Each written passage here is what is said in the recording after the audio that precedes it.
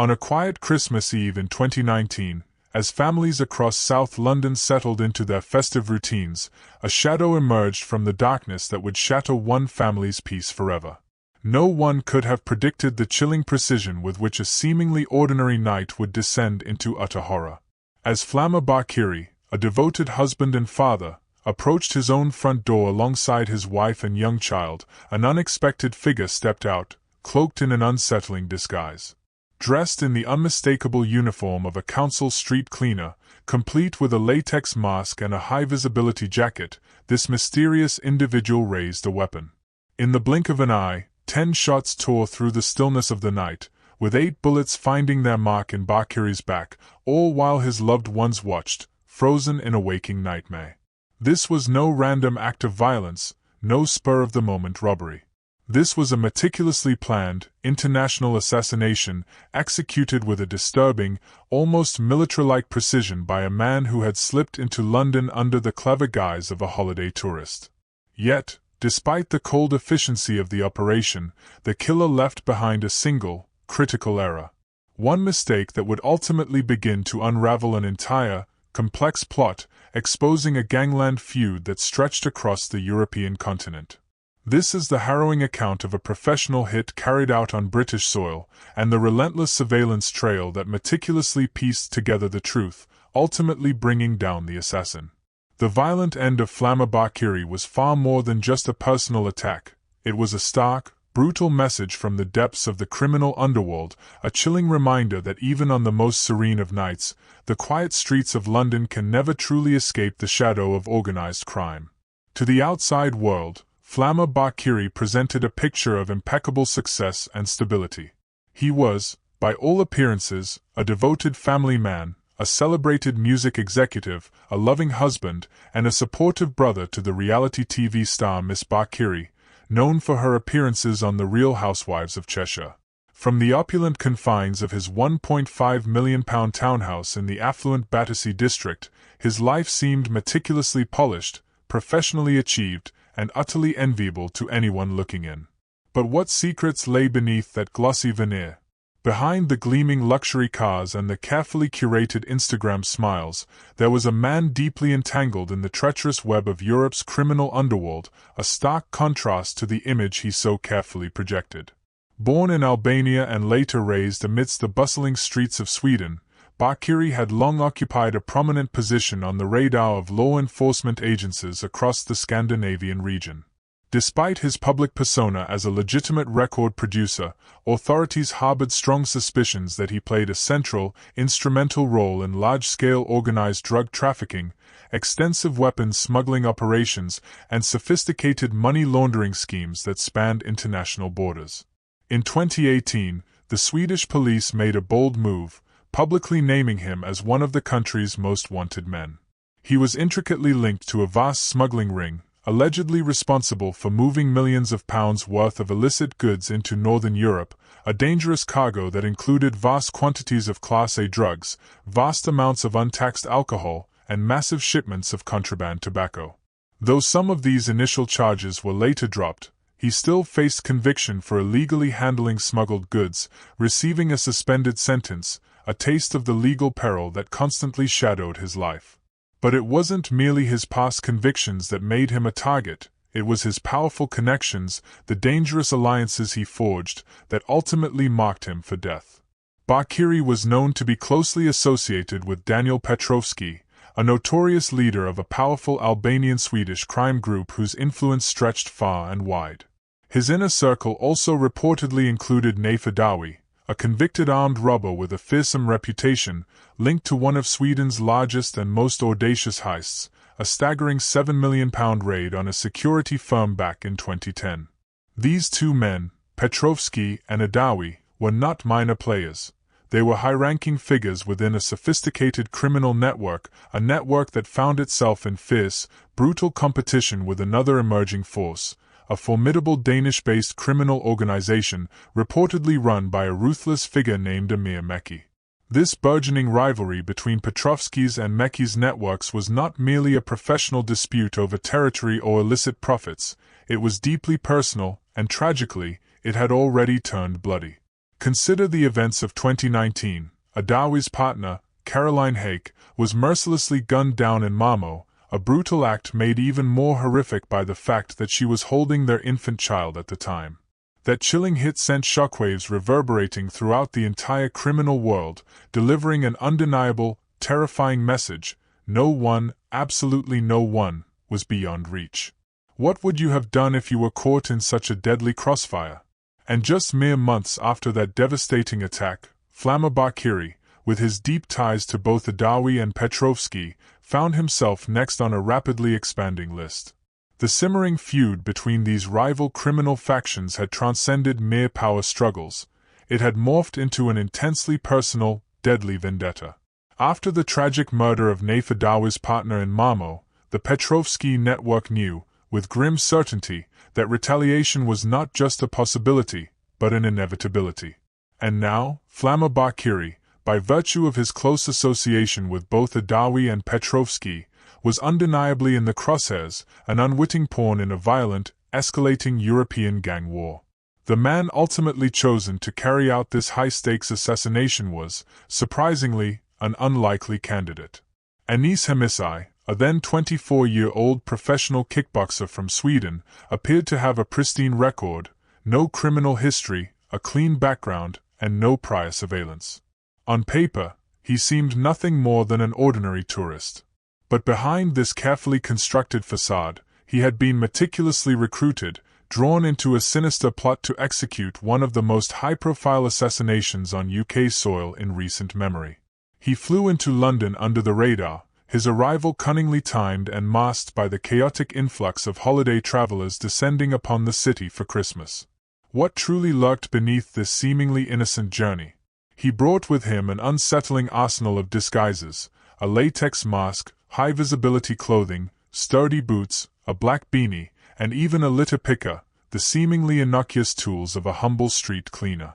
He seamlessly blended into the bustling metropolitan landscape, preparing for his deadly assignment over several days. Over the course of multiple nights, he embarked on meticulous surveillance of Bakiri's upscale home in Battersea. Subsequent CCTV footage would later reveal him patrolling the quiet residential area, always in his unsettling disguise, his face deliberately obscured. One local resident, noticing the unusual activity, even stopped him, questioning why he was sweeping both a private estate and a council road. Undeterred, Hemisai simply walked away, his unwavering focus on the dark task at hand. He had a job to do, and nothing would deter him.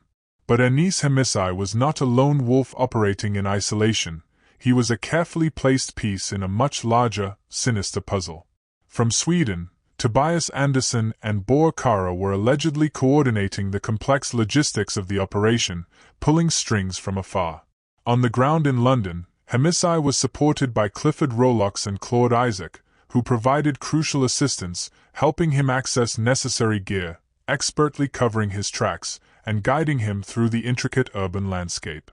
The safe house itself, a critical component of the plan, was meticulously arranged by Estevon Pina Munizaga, who rented a flat in Oyster Wharf, strategically located just a short distance from the target's home. Together, this network of accomplices painstakingly pieced together a professional, highly coordinated hit, a plan shrouded in secrecy and malice.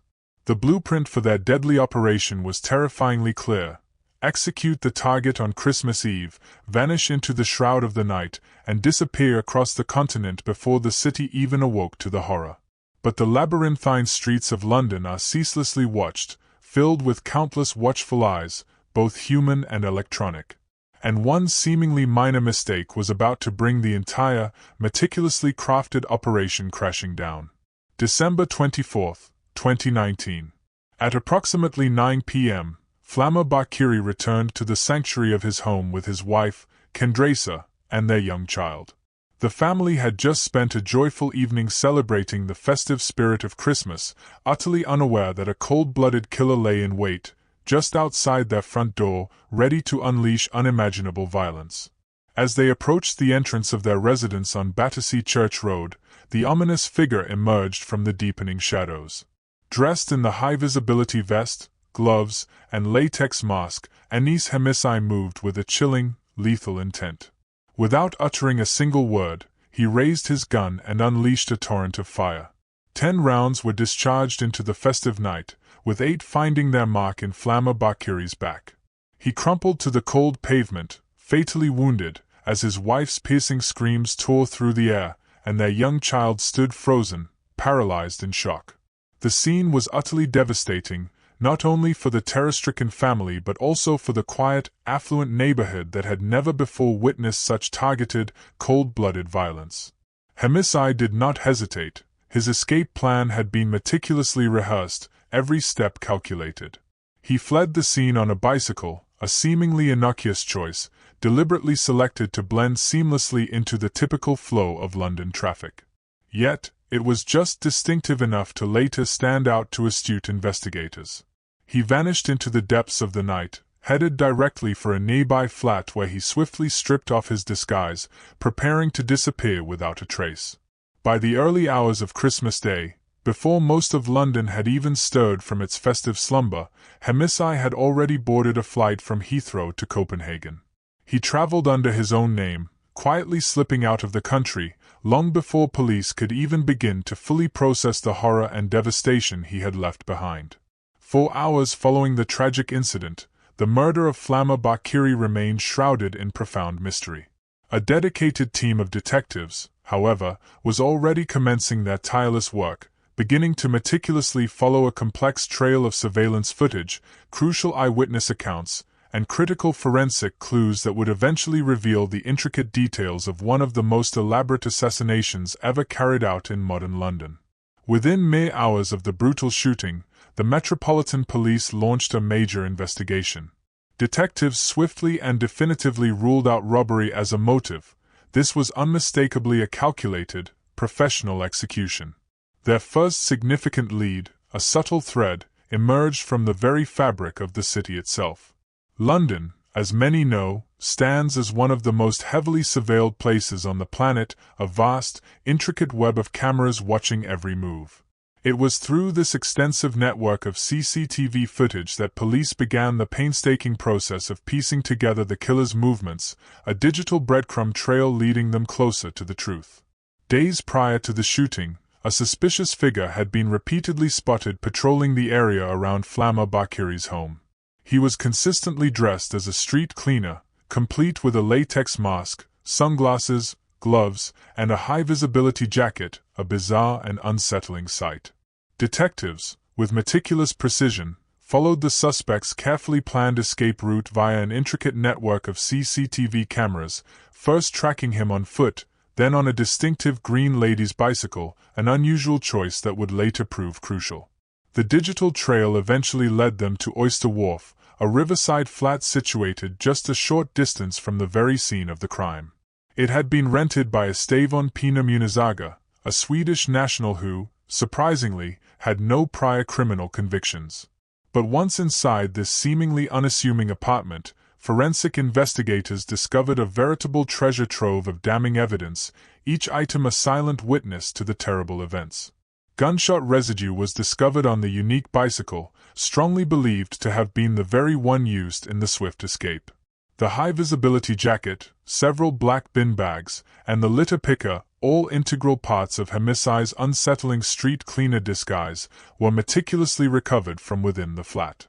Crucially, DNA samples collected from discarded food wrappers, empty drink bottles, and various other household items found within the apartment yielded a conclusive match to Anis Hemisai himself. But perhaps the most damning, incontrovertible piece of evidence was a ripped boarding pass, carelessly discarded in a bin. Part of Hemisai's name was still clearly visible, the final, undeniable link in the chain that tied him directly to the horrific crime. What a colossal mistake, wouldn't you agree? Detectives further enhanced their investigation by analyzing mobile phone usage, employing advanced cell tower triangulation techniques. This revealed that Hemisai had used significantly more data when he was inside the Oyster Wharf flat, and much less when he was outside, moving in the vicinity. This unique digital fingerprint aligned perfectly with the timeline of his meticulous surveillance and the actual execution of the hit. Working in seamless coordination with both Swedish and Danish authorities, police were able to definitively confirm that Hemisai had indeed flown into London just days before the attack, maintaining his carefully crafted tourist guise. By the early hours of Christmas Day, he had boarded a flight to Copenhagen, this time using his real name, believing he had successfully vanished. After a subsequent trip to Thailand, he eventually returned to Sweden, where he was finally arrested and later extradited to the UK to face justice. As the investigation widened its scope, police began to uncover a broader, more sinister conspiracy. Estevão Pina Munizaga, it was revealed, had not only rented the safe house but was fully aware of the planned murder, making him a critical accomplice. Clifford Rolox and Claude Isaac, both residents of London, were found to have actively assisted Hemisai with equipment and played a role in expertly covering his tracks, ensuring his brief disappearance. Meanwhile, Tobias Anderson and Bo Akara, believed to have orchestrated and coordinated the hit from their base in Sweden, completed the intricate web of this criminal enterprise. The operation had been deliberate, meticulously led, and clearly well-financed, demonstrating a chilling level of organization. Yet, in the end, it simply could not outpace London's ubiquitous surveillance network. The fake street cleaner had executed his deadly job with terrifying efficiency, but in a city like London, the real cleaners, the forensic teams and the relentless detectives would inevitably sweep up the truth, leaving no stone unturned. By early 2022, after a meticulous 2-year investigation that spanned multiple international borders, the case was finally ready for trial. The courtroom became the final, tense stage in a cross-border crime story that had begun with a brutal, cold-blooded murder on a quiet London doorstep. At the very center of this legal drama stood Anis Hemisai. No longer just a clean-cut athlete, he was now the accused, a hired hitman embroiled in an organized gang war that shocked the nation. The prosecution presented a devastating wall of evidence, each piece meticulously placed, leaving little room for doubt. CCTV footage, the silent witness, unequivocally placed him in the vicinity of the murder site in the critical days leading up to the killing, always wearing his now infamous, unsettling disguise.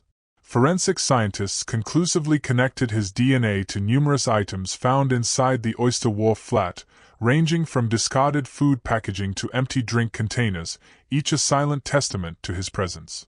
Traces of gunpowder were even found on the unique bicycle he had used in his desperate escape, a detail that spoke volumes. And in the bin, a seemingly insignificant piece of discarded paper, a ripped-up plane ticket with part of his name still visible, provided the ultimate, undeniable link. Even Hemisai's digital footprint told a compelling story.